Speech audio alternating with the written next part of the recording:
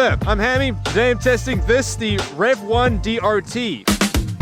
This is the newest Revv1 on the market. It is the off-road version of the standard Revv1, a bike that I liked a lot, a bike that I still have today. However, my biggest complaint about the normal Revv1 was its firm suspension. It was really firm, very jittery, and not comfortable to ride off-road. This, however, is the opposite. This is designed to be ridden off-road. It's got 150mm forks up there as well as some coil suspension, and it is so much cushier. It's a lot of fun, man. I'm going to take this thing up a quick off-road trail, give it a little run through, and yeah, talk about some comparative points between this and the standard bike.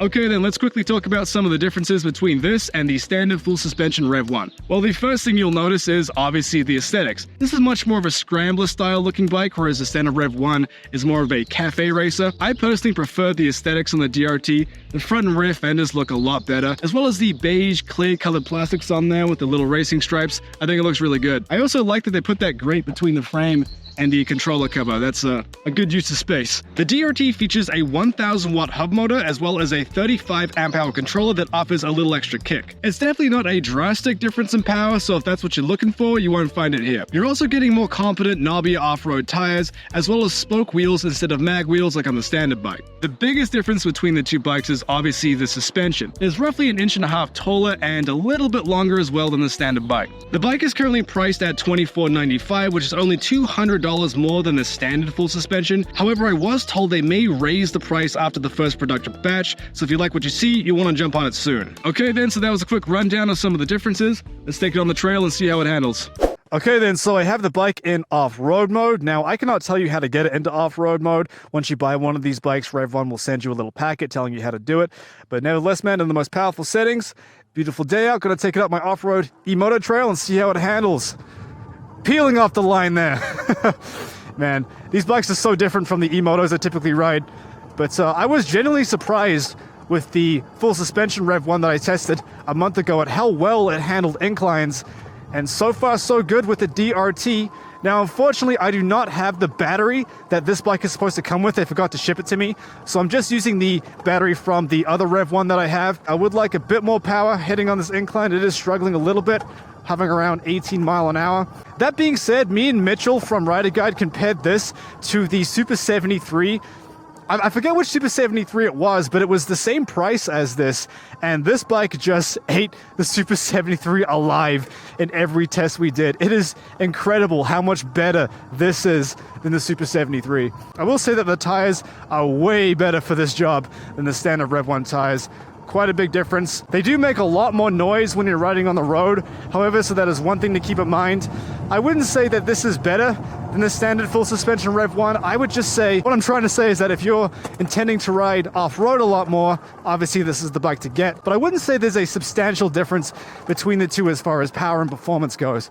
Just the suspension is the underlying factor here. And getting through that section right there that you just saw was way better on this than on the standard Revv1. I would say for a bike like this, I would certainly invest in an aftermarket controller to really unlock what the motor can do and just have a lot more power off-road. I think this would be an awesome bike to do a build series on because the suspension is much better, much more fun off-road. I've always liked the handling and ergonomics on the Revv1. So this, I would love to do a build on it. I think that'd be awesome. The brakes are the same brakes as on the standard Revv1, and I liked the brakes. Here we go, going right here. Woo! Pick up a little bit of speed. All right, what you got, Revv1? Top speed on this bike is still locked at 35 miles an hour. Again, if I was going to be doing a lot more off-road riding with a bike like this, I would invest in a controller, get some more power out of this thing. Overall, man, for an extra $200, you're getting a much better, much more comfortable bike to ride off-road. I dig it. Okay, then let's see how the DRT handles the downhill section. One thing I liked about the Revv1 is, while the suspension was quite firm, it was so easy to handle on the descents. And this is, I'd say, just as good, if not way better. So much cushier this time around, man. You can have a lot of fun with this thing. I have not been taking this bike off of any jumps because currently this is one of 3 in the country. So, you know, I got a bit of responsibility. I got to be the smart thinking man and try not to wreck this bike before it has to go into somebody else's hands. But heading downhill, picking up a bit of speed, Now, one thing I do like about these brakes is that I experience very little brake fade on them at all. A lot of e-mopeds get tons of brake fade. This one doesn't at all. This was great. Hopping through that rough section. Now, riding this bike downhill feels surprisingly natural. I wouldn't say it's obviously downhill mountain bike level, but it's not bad at all. If you're a confident rider, you could, probably rip some trails with this thing for sure. It's not bad at all. All right, man, at the bottom of the trail, that was lots of fun. And now I'm just looking at it. It's a good looking bike. I really do like that grate they put right there with the R1 symbol. Overall, that's a ton of fun. Good uphill, good downhill.